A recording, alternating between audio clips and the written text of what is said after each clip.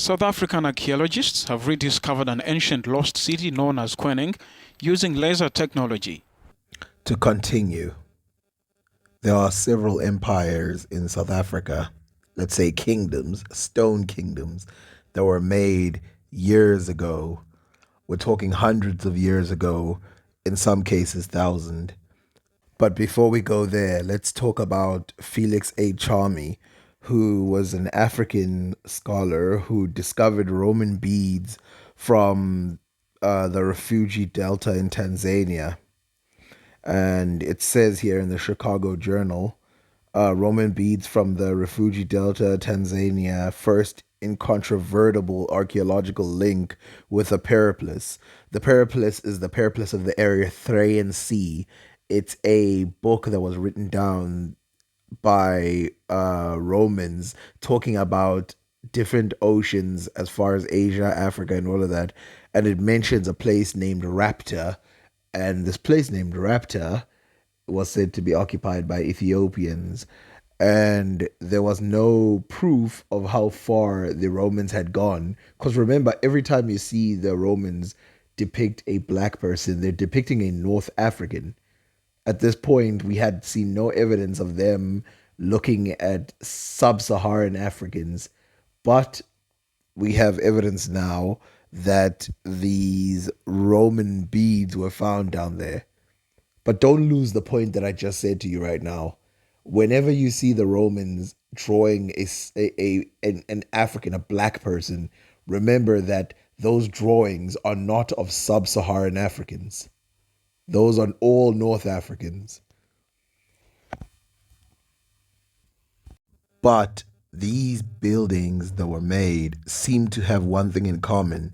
They're built in this spiralistic pattern that basically encloses one place and opens another. The reason for this is probably because of the social networking of the system, where you put the head in one area, usually the middle, and then as it expands further out, then you have the subjects or the people lower than that person. This is not fully confirmed in these civilizations, but they do mimic other civilizations within Africa that are not necessarily made of stone. This is the funny part. The people who live in houses that are not made of stone, that are made of wood and straw and mud and clay, they mimic the type of houses, except they're made of stone. This is how, well, this is one of the reasons we know that they are native, or basically home-born ideas. These home-born ideas, as you will see, are not just limited to South Africa. They actually extend as far as the Kilwin areas in Kenya and upwards to Tanzania, maybe even Somalia. To understand how big these cities were, because some people don't understand when we say these are cities, they think that we mean they have features that resemble cities. No. If you look at Great Zimbabwe, it's a good example of how big some of these cities were, and their walls were huge. And now some of them are ruins. The sad part is some of them were occupied in the 1800s, meaning that they basically came to a standstill in the last 300 years. And can you imagine if Africans had picked up from their own ideas and carried on making buildings that match the modern day using their own ideas instead of following the Europeans?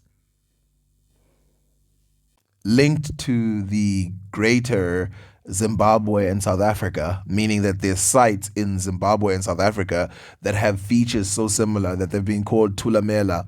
And Great Zimbabwe is part of this chain of civilizations, and so is Mapungubwe. And archaeologists have found 300 different sites. Do you understand what I'm saying? 300 within these two countries alone. There's 300 different sites, and these 300 sites show linkage with trade with West Africa, also East Africa.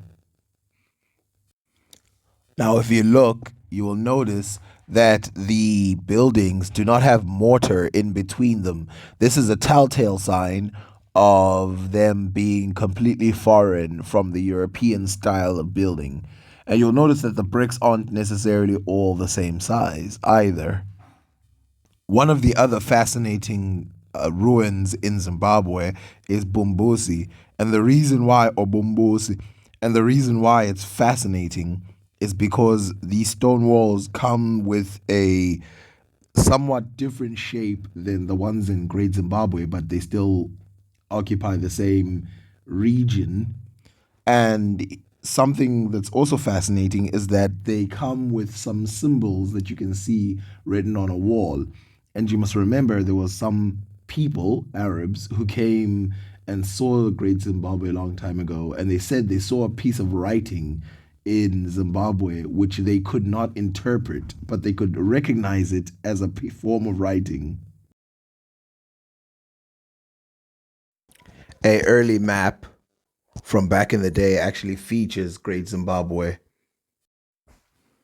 It also features other things that we would be familiar today, just like you can see over there. There's Angola, there's Mozambique, and there's Mani Congo. Mani Congo used to be the name of the rulers of Congo, and these guys called Mani Congo because that's what it was. Today we call it Congo, but that area today called Mani Congo is called Angola.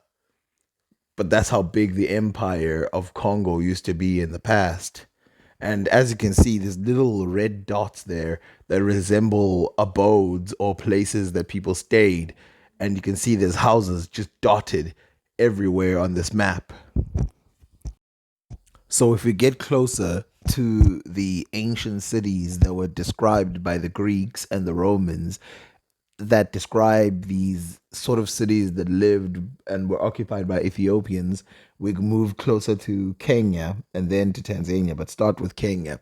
And in Kenya, we notice that there are five civilizations that were alive at the time. And you'll notice that even though they were occupied by Arabs, or at least a elite of Arabs a little bit, there was a high influence from Africans. But then there's an inland population, an inland civilization called Ohinga ruins. And you'll notice that these Ohinga ruins resemble Great Zimbabwe in more than one way.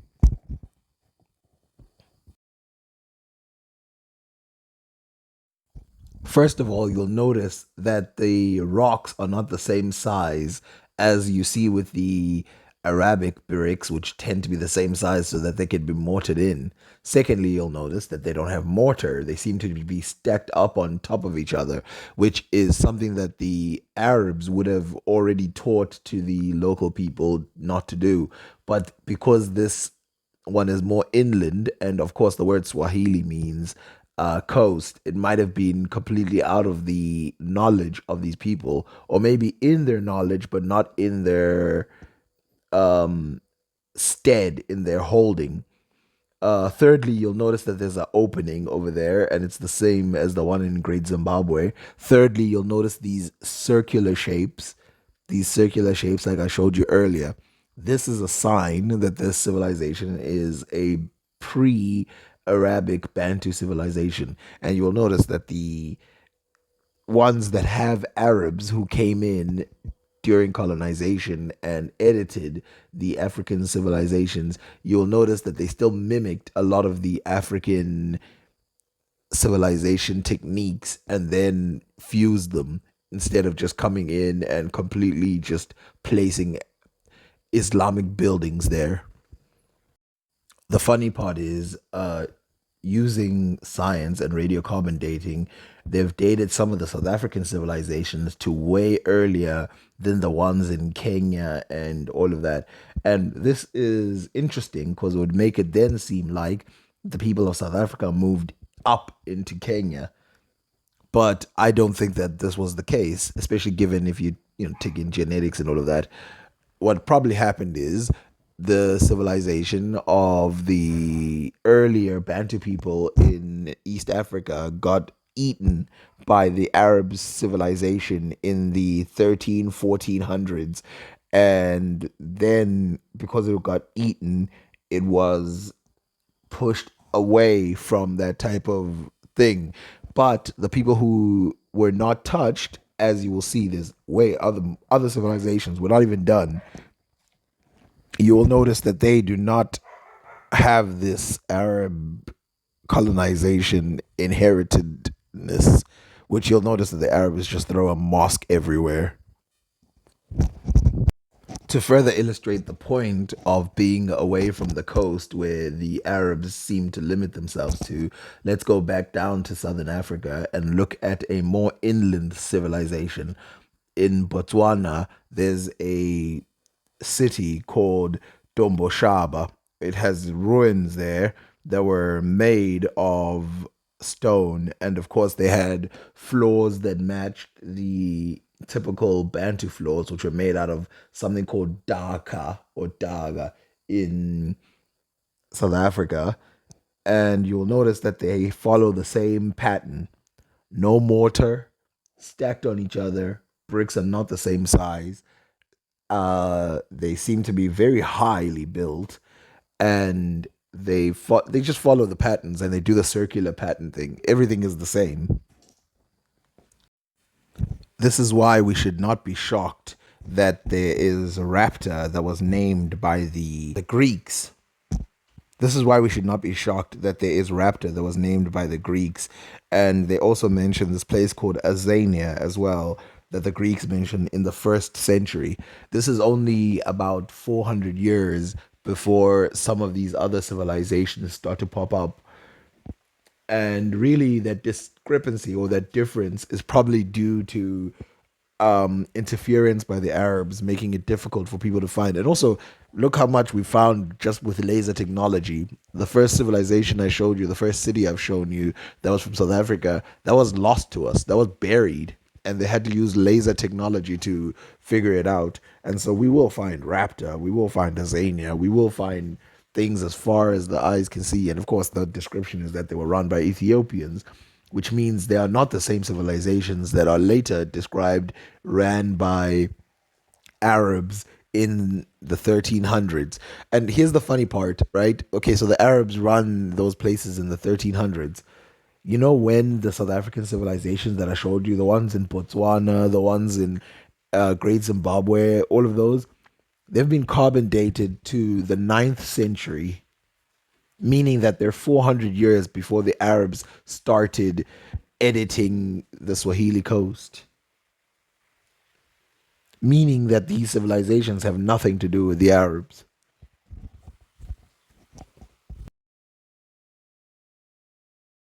Experts have concluded that the Bantu civilization had a pre-colonial stone structures. And if we look at the ones in Kilwa, they seem to have a colonial bend to them. So, what conclusion can we come to? Well, if we look at the languages that is spoken, it's Bantu languages. Swahili is a Bantu language. And so it is preserved within the Bantu languages that there's a transferal of information.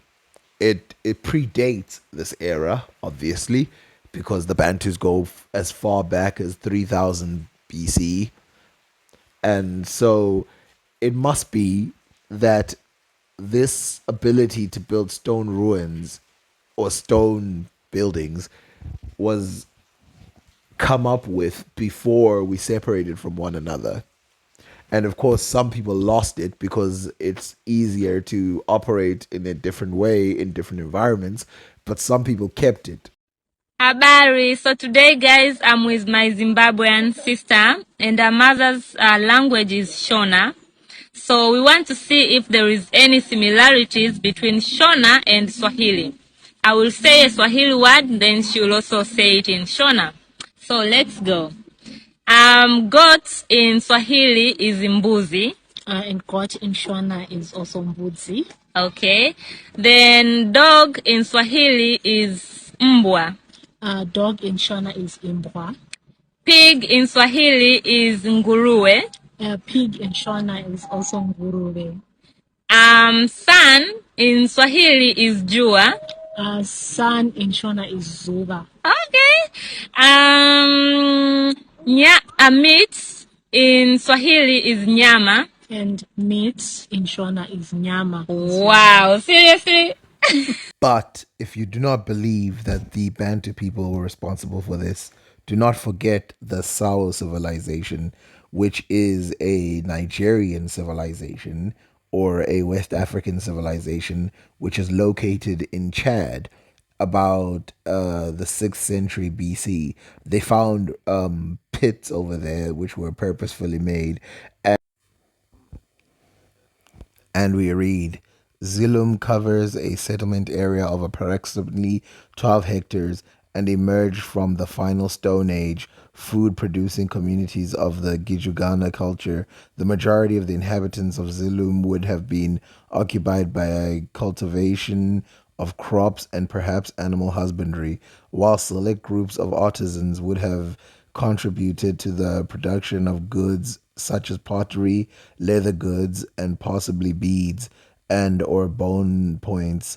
Zilum belongs to Gijugana phase 3 sites, which are thought to be younger and exhibit more sedentary communities, while ceramics analysis makes correction between Zilum's pottery assemblages and those of the final Stone Age. Gijigana radiocarbon measurement and organic samples from the site date Zilum to be 7th century and 5th century BCE, notably a transitional period between the late Stone Age and early Iron Age in West Africa.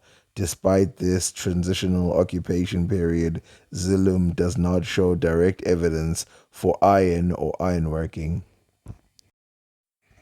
So you have three groups now congested in one area, as I told you before. You have West Africans who are going as far as Chad, which is territory of Afro-Asiatics, and then you have Bantu people just south of Chad. So now you have these people squeezed in. But let's continue to read. Magnometry, or using magnometers, magnetic survey was carried out the eastern and southern parts of the site using a fluxative magnometer. The significant distribution of pits at this site were discovered by magnometry due to the potsherd discarded and or used in these pits. Some pits were visible or identifiable from the surface due to the abundance of cultural material at the surface, oftentimes broken pottery, but magnometry allowed for the exact mapping of these pits. This is because fired clay materials generate a magnetic disturbance that's contrast with the surrounding ground materials, essentially illuminating the shapes of man-made features. Many of these pits were dug from the extraction of clay for craft production, but they were then used for borrowing refuse and storage. The presence of a ditch and rampart system suggests that Gijugana Phase 3 was less peaceful than the previous phases, as the earlier settlement do not show evidence of fortification.